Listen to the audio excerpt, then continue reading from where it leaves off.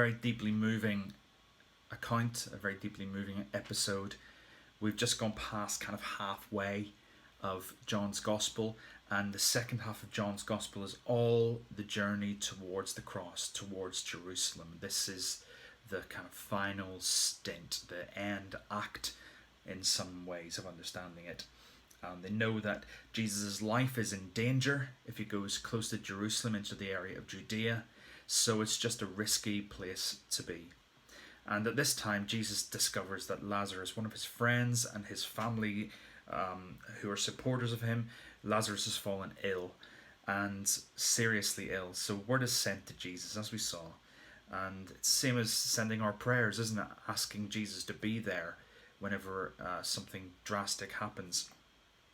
And Jesus' response is that this illness will not end in death. Now, I think we all probably all think the disciples there and then thought it doesn't end in death. That's not the emphasis Jesus was using. He was saying this will not end in death, although it seems that death was definitely something that has to be gone through.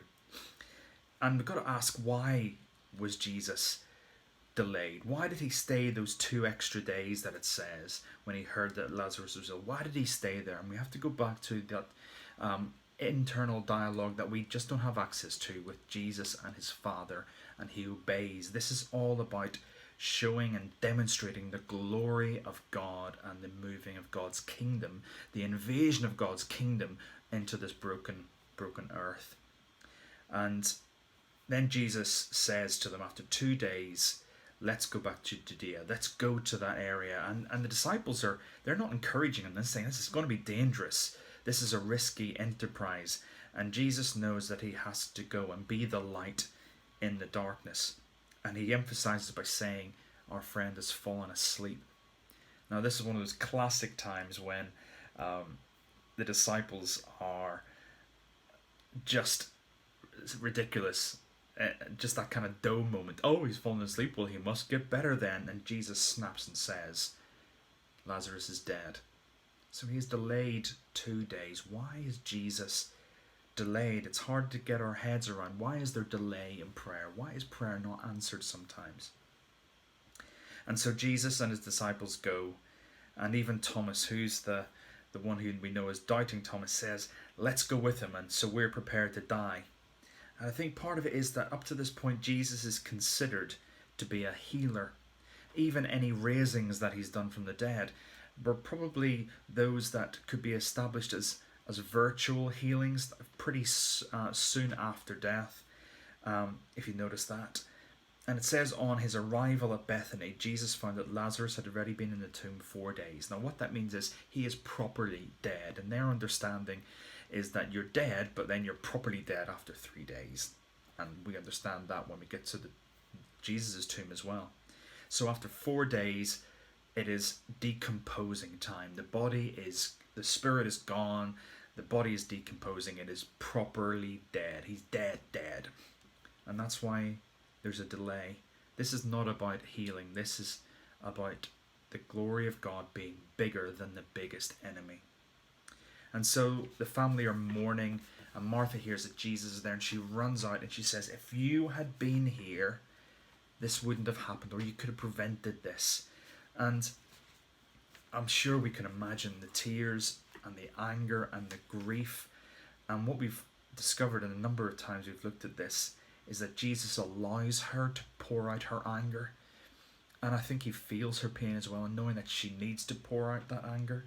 And so he comforts her with, your brother will rise again. And she hears it as a theological idea. And we have that as well. We know that one day all will be well. And she is in that group as well. Yes, I know in the end days everything will be okay. But Jesus says to her, I am. Remember, this is one of the most significant I am sayings. I am being the name of God as well. I am the resurrection and I am the life. That thing you're looking forward to in the future. Any source of life, that is me. This is a massive thing. And he says, do you believe that? And she says, yes, Lord, I believe you're the one. Massive faith statement. And then Mary comes to the scene and she says exactly the same thing. If you had been here, Jesus, this wouldn't have happened. And perhaps we know those experiences of just wanting to go to Jesus with regret, with anger even, of why wasn't this person healed? Why wasn't this person saved? This loved one, this friend of mine, this sad situation. And Jesus allows them to come and beat him with these questions. He allows them to grieve, because I think he was grieving too. And when Jesus saw her weeping, when he sees the Jews weeping, it says that he's deeply moved in his spirit. And we're not just talking about a gentle movement. He is torn apart inside. And I'm asking, where have you laid him?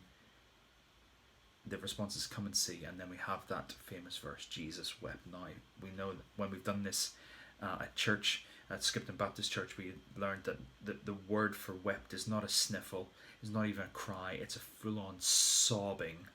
So Jesus sobbed, broke his heart. He snorted is another definition of that word.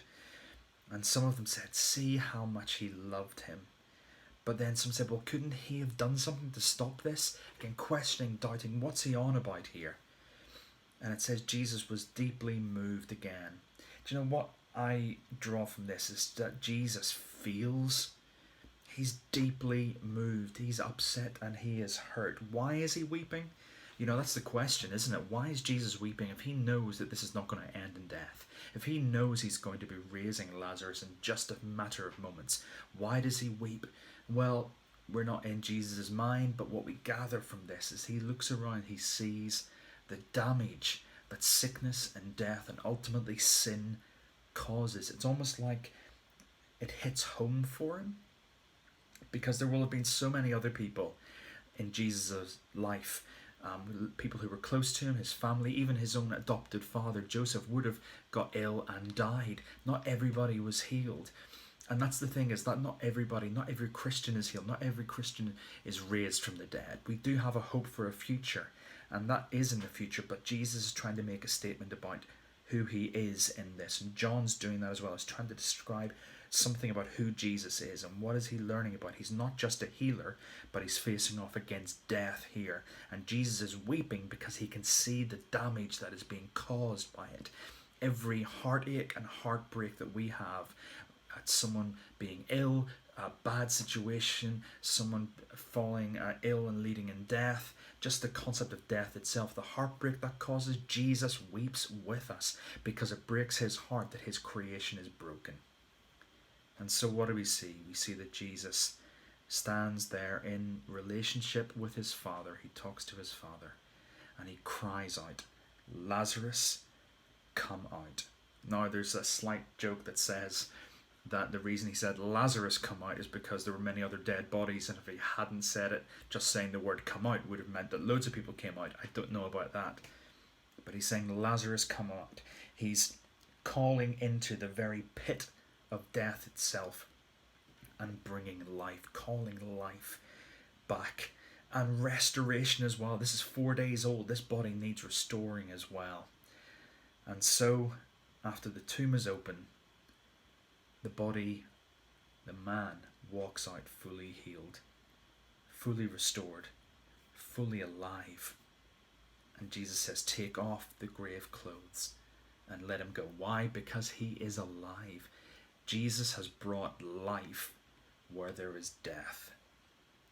And that is a massively significant thing about this, that Jesus enters into our suffering and our pain with us. He is sad that that pain even exists, but that he can address it. And he shows here that he can address it in the here and now, but not for everybody. But it is a hope that we have. He is not just bigger than our sicknesses, he is bigger than death itself. Now, that's kind of the tragedy and the ecstasy of the raising from the dead. Now for a little bit of humour. It says after that many of the Jews went and told people about what had happened, understandably so, including the chief priests and the Pharisees, who, panicking, call a meeting of the Sanhedrin. And they're saying, what are we accomplishing here? Here's a man who's performing so many signs. And eventually they decide to have a death sentence. They decide to kill him. Now the humour of this is, think about the logic of it. These people are deciding to kill a man whose most recent act has been to raise someone from the dead. It doesn't sound like the greatest plans trying to kill someone who actually is better than death. But even within that, here is a word that Caiaphas, the high priest, essentially one of Jesus' opponents, says, you don't realize that it's better for one man to die for the people than for the people to perish. He's saying that on one level he's totally unaware, as high priest, that God is speaking through him. Because we are rattling towards the Passover festival. We're hurtling towards those last days in Jerusalem. We're hurtling towards the cross. And not just the cross, the fact that death does have to happen and be passed through by Jesus. But ultimately, through his rising, all death is defeated. So we have Jesus, the healer, and Jesus, the feeler, and Jesus, the conqueror of death. John chapter 11, the raising of Lazarus.